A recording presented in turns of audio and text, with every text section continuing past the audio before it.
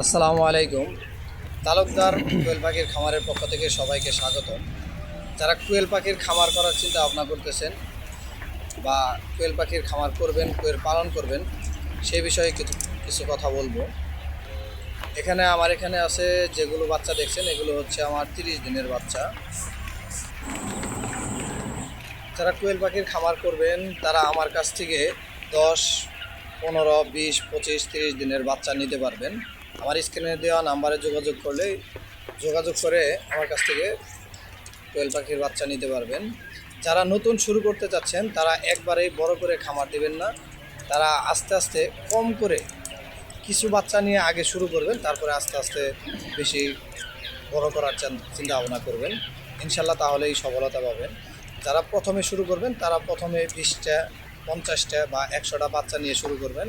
আপনারা শুরুতেই একদম জিরো বাচ্চা নেবেন না। আপনারা প্রথমে বোর্ডিং কমপ্লিট বাচ্চা নেবেন, যেমন 10 দিন, 15 দিন, 20 দিন, 25 দিনের বাচ্চা যারা প্রথম করবেন।